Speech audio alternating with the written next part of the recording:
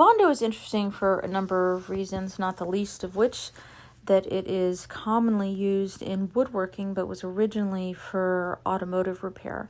The way that I use Bondo is it's a two-part epoxy. So when you mix the two parts together, it starts hardening. As it comes, the Bondo, if you just took it out of the container and left alone, it's not going to get hard on its own. So what I do is something similar to a painter's palette. I plop as much Bondo as I think I'm going to need onto one part of the plate, and then the hardener I put a little bit on the other side of the plate.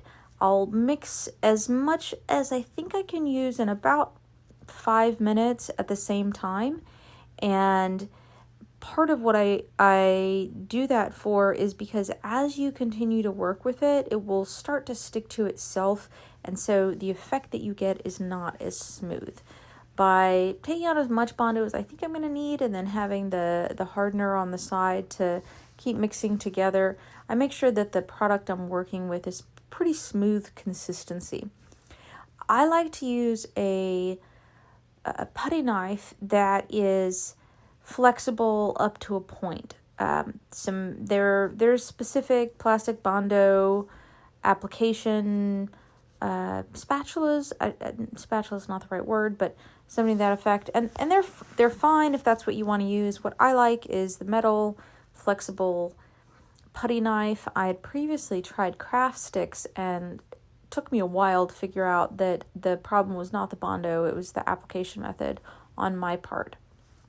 Also, what I'll do with Bondo when using a flexible putty knife is I will cover the putty knife in tape, because removing it after it starts drying can really be a hassle. There have been times where I think in this video I'll forget to do that or won't do it initially and quickly learn it's a way better practice for me in using Bondo with a flexible putty knife to have that putty knife covered in, I just use packing tape, and then when I'm done I can peel it off, and maybe there's a little bit to clean up left on the putty knife, but it's not the same kind of hassle that it is if I don't add that packing tape to it.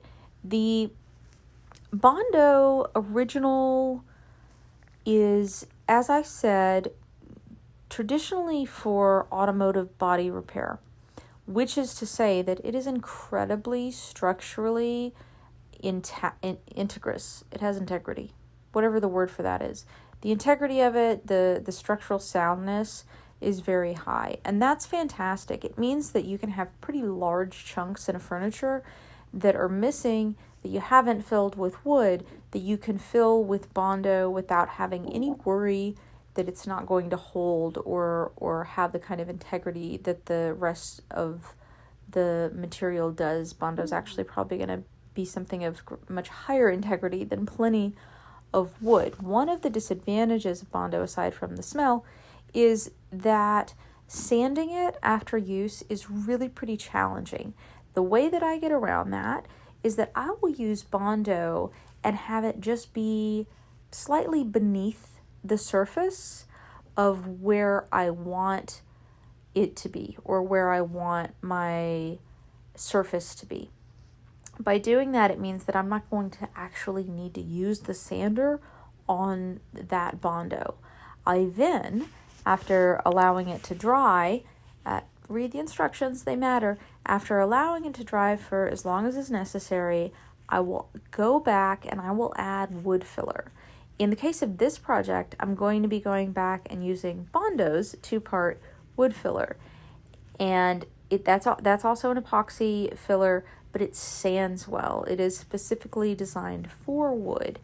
And so I have 2 layers of different fillers. One is Bondo Original for automotive body repair, typically, that I do not have go much above the surface, and I don't have it go even at the surface. I keep it below where possible.